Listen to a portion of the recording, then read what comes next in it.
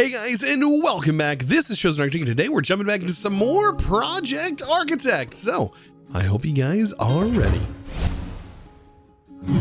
So guys, getting started today. Oh boy, we're gonna get started.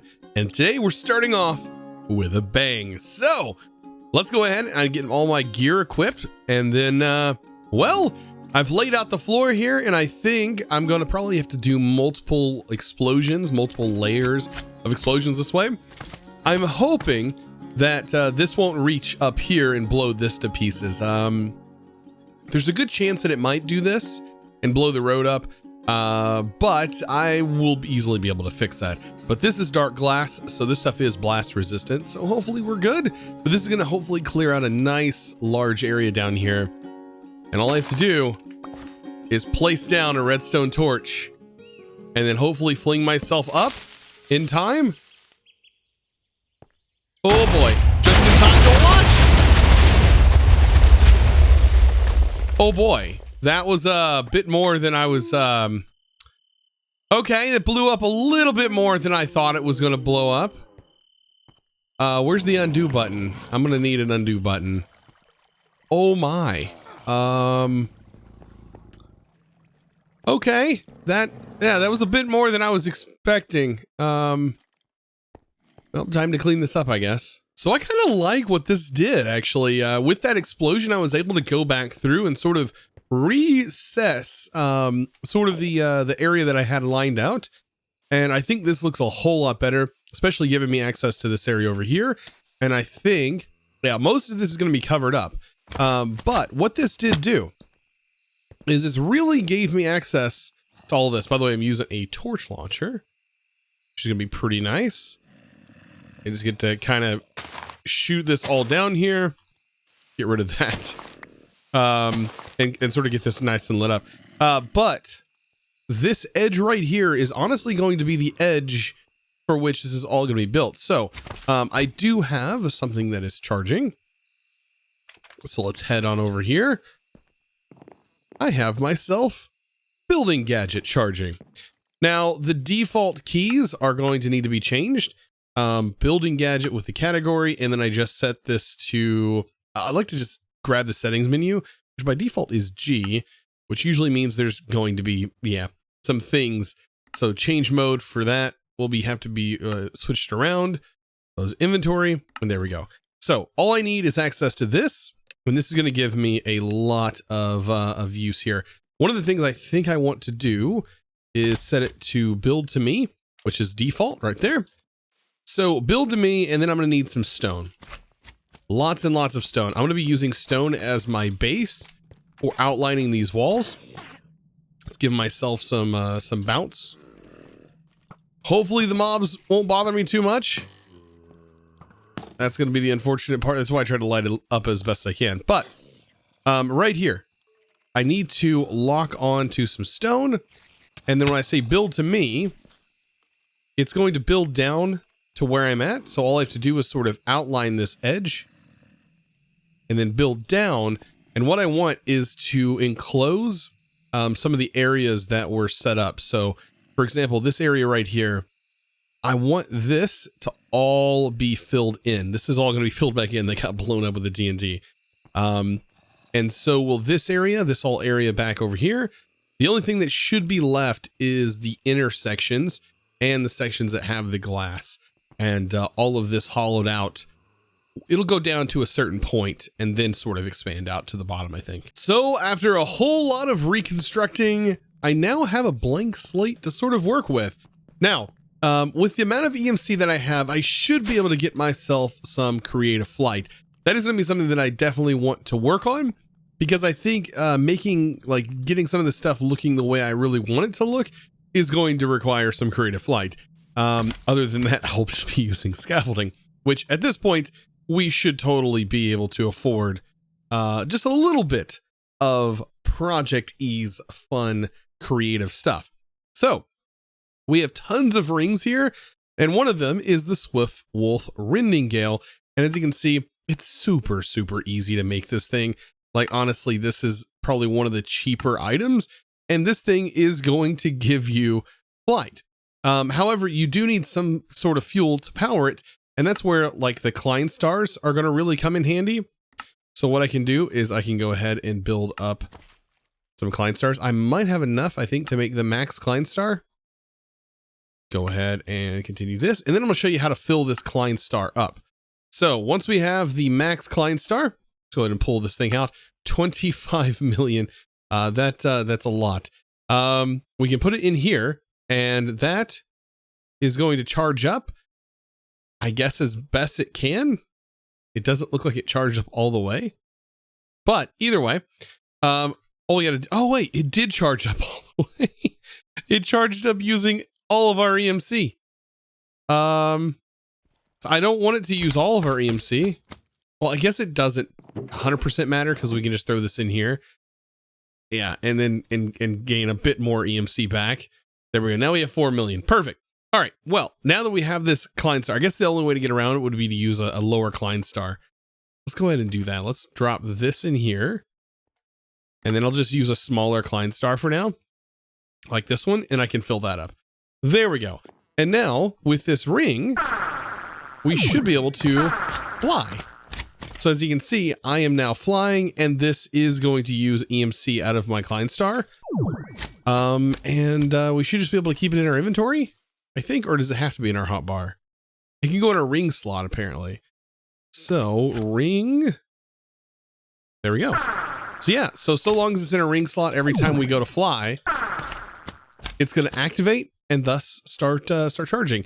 And it does have some other useful things, like it can prevent arrows.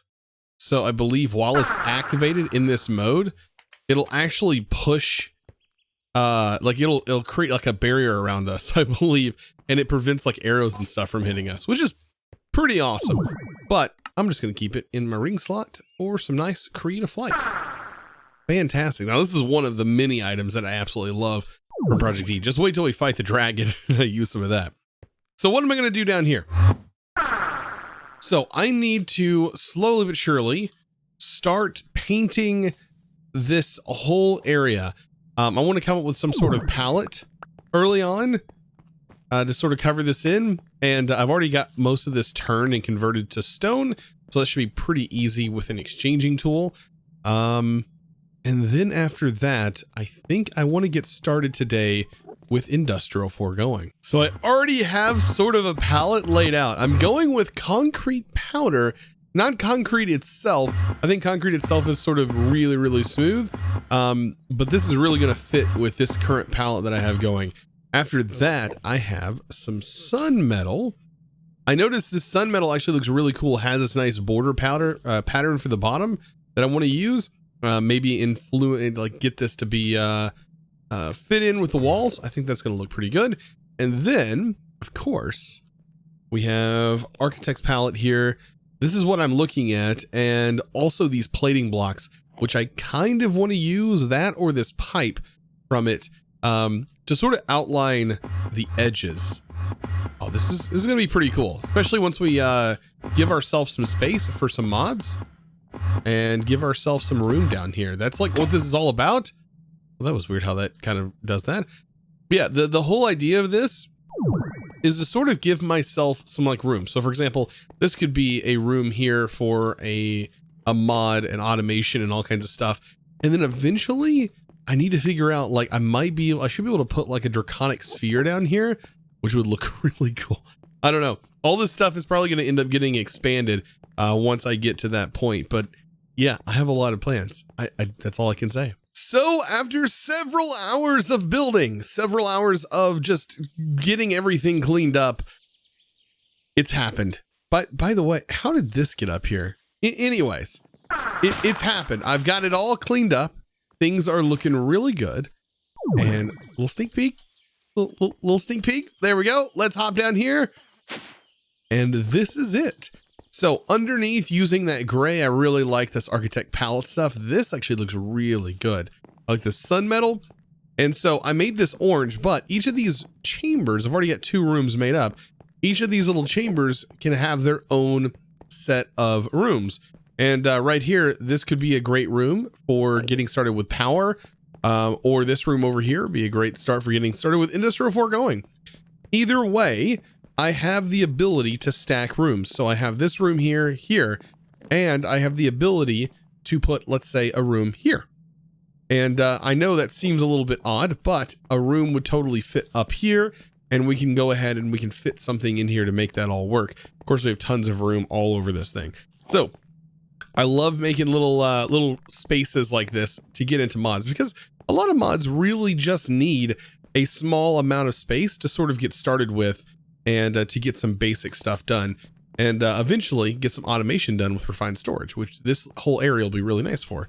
So speaking of getting started with stuff, I don't have a great way of generating power. I think we should probably get started with a very simple power generation, and that is probably magmatic dynamos and lava, and then I want to jump into industrial foregoing. Now, this may be an interesting way of doing this, but I was thinking at first, why don't I find a lava pit, or maybe maybe go to the nether and pump lava up from there? But we have an EMC, and we do have EMC links, which should give us the ability to automate lava.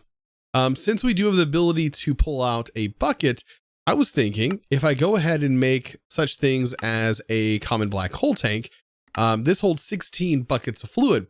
But the good thing about this is I believe it can accept a bucket. For example, like a bucket can go into this, I believe, and be pulled out. I don't know. Let's see. Bucket. Let's say, for example, a lava bucket. Can it not go in here? No. I wonder if it's the higher tiers that can go in. Now, I know it can be right-clicked on. And we might be able to automate something else using this. I'm trying to come up with a solution to this problem. So I think I have figured out a solution for this. So I have an item user, which is actually pretty easy to make from Cyclic. And what I'm going to do is I'm going to have this click lava buckets, and this should hopefully be able to click it into the said tank. And then we can use this tank in a way that hopefully we'll be able to fill up these magmatic dynamos. So I'm going to try and set it up in a clean way, the cleanest I can think of making it. And for that, or to be able to do that, I'm going to use an item user that is hopefully able to face upwards. Yes. Perfect. Now this does need power itself, so I'm going to show you how we're going to get power to this. But first, let's just go ahead and hook in a dynamo just to go ahead and give it some power. We can go ahead and feed it some lava. Perfect. So this is going to be generating some power. And then we're going to later need to feed some power cable to this. But its goal is to click onto this black hole tank and feed this tank. The more I look at it, I might want the tank to be up one, which means this whole setup needs to go up one. Perfect. Okay. So tank is floating right there so we can see how much we have. And then I want this to be set at like its maximum tick delay of like 64. And then requires redstone. We'll go ahead and turn that off for right now. And then it just needs to, like I said, generate a little bit of power, right? So let's go ahead and have this generate a little bit of power. Grab some lava. And this is how we're going to be setting this up. I'm hoping this whole thing functions because it is going to be using a little bit of logic to get this to work. So I have an item pipe with some advanced upgrades. These are going to allow us to filter. And the goal is to filter a lava bucket and then to filter an empty bucket and have that route into an EMC link. So right here, this is going to be getting the lava from here. I'm just trying to make sure I have everything set up. So let's go ahead and get an EMC link set up, and we can go ahead and say, how about I put an EMC link right here? And then we're going to tell it that I want a lava bucket. And so I right click it with a lava bucket, and you can see that it's now going to export 1 item per second, which is perfectly fine for a setup like this. And then what I want to do is I want to pipe it down. Actually, I want to put this lower. Make sure to relink it. And I'm going to set up piping just like this. honestly, this needs to go. I'm going to set this here because that's how we're going to get power to this. And I actually want this. I think I might be able to get away with just one pipe, honestly. No, I can't. I'm going to have multiple pipes. Is there any way to, well, I guess this is going to be covered up anyway, so I guess it doesn't matter if these are sticking out. I was trying to make it look clean, but there's only so much you can do. So yeah, with this piping out, we can go ahead and say, all right, export out. And as you can see, it already fed, but it does have a bucket in here. Did that just refill a bucket?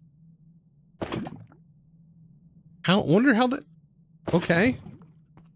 Maybe I don't need anything fancy. Maybe it's straight up just giving it another bucket. It's just refilling it enough. That's interesting how that's actually working. That's kind of cool. So I could just underneath here. Oh no, what it's actually doing? Okay, never mind. I thought it was doing something else. No, this is why we actually need to pull this out, because this is actually right-clicking again and pulling the fluid out. So I thought it was like refilling with EMC, but no, it's not. So let's go ahead and have this pull out, and then we need to get that empty bucket out of here and route that back in. So the goal is, instead of this, because this is just going to keep routing, you put an upgrade in, and we're going to add a filter. That filter is just going to be a bucket, and we should be able to submit that, and it will hold that and wait until it is able to fill this tank up. And there we go. It's automated. That's as simple as that. And it's going to keep only using enough to fill this with lava. That does cost EMC, by the way, but it's not much. And this will definitely be a way to generate us some power. So how are we going to feed this back in? Well, that's where the pipe is going to come into handy. So we just need a fluid pipe. Doesn't need to be anything crazy fast, I don't think, for this. But I am going to hook a fluid pipe right here. One of many fluid pipes that we're going to have set up. And I can go ahead and slap an upgrade in there. And there we go. That is self-sufficient power right here. Infinite lava generation power.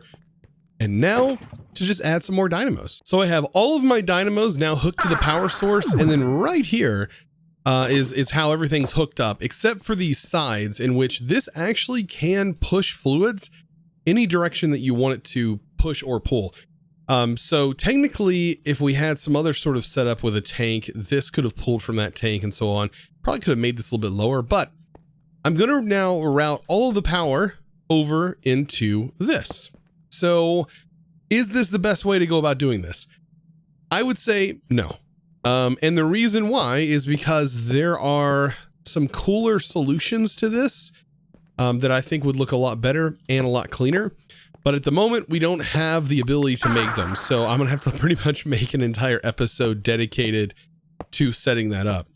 And that would be to also use Cyclic. Cyclic has some really powerful tools, and we can actually get wireless power transfer pretty early on. And I think that's going to be something that's definitely worth getting into. But as you can see right here, all we got to do is now set this to pull on all of these, and that should start to fill this battery.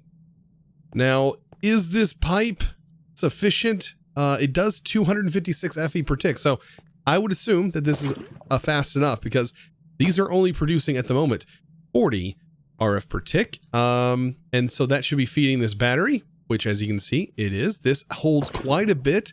And what we're going to do is we're going to use this to route underground with these cables. And we're going to be able to use this battery to do some nice things. And this also has a charging port on it, I believe. So let's see, like, for example, if I wanted to charge my gadget, I just throw it in here. And as you can see, it's got a nice little charging port. So nice little spot for our early game battery and our nice early game power. It actually kind of looks futuristic, kind of looks kind of cool. But this is all just using EMC, generating infinite amounts of early game power. Pretty cool. I'll tell you what, there's nothing like turning into a bat so that way you can route cables. This is really nice. I went ahead and popped some holes in the floor here. And I think that's an easy way to sort of just get your stuff in line. So all I have to do is route right into here. And I believe it is, where's it at? This is stone tiles, end of stone tiles. And right here is access to our battery. So if I place this down, I need to make sure to wrench it to gain access, and then just start to place our pipes. It's so nice to be a bat. Now, industrial foregoing is what we need to get started with now, and I need to make some fluid extractors. These are going to require some easy to make materials, and let's see, let's go ahead and learn this, because this is actually one of the few industrial foregoing machines that we can have a few of. Let's do 4, we'll do 8 of them. I think 8 is a good number, and you're going to understand why here in a second. So, right here in the corner, I think is going to be a good place for them. I want them to face this way. I don't think a wrench works on these either. Let's see, I might have to break the wall, break a hole in the wall, but I can lay them out just like this. Oh, looks like this one actually works. Perfect. And then I'm going to lay some over here.